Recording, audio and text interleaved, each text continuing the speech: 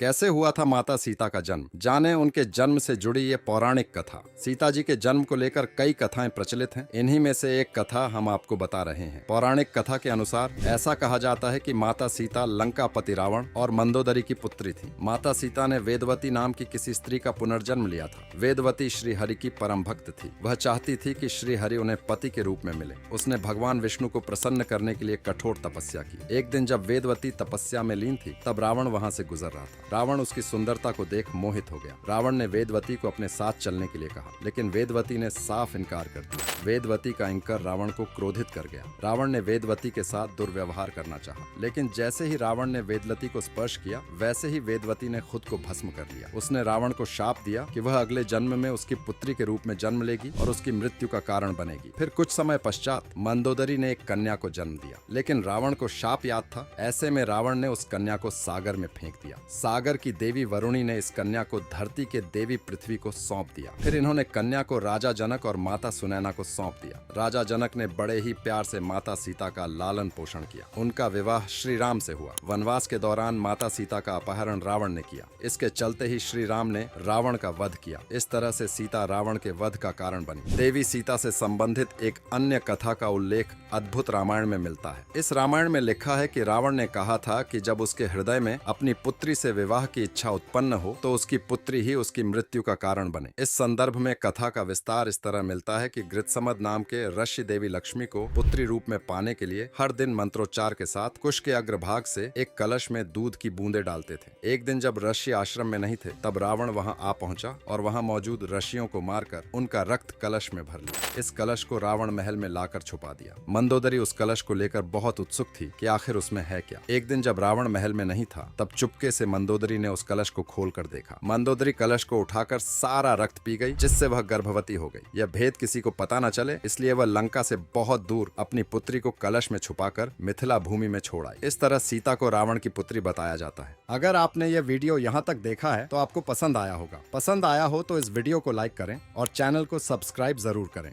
धन्यवाद।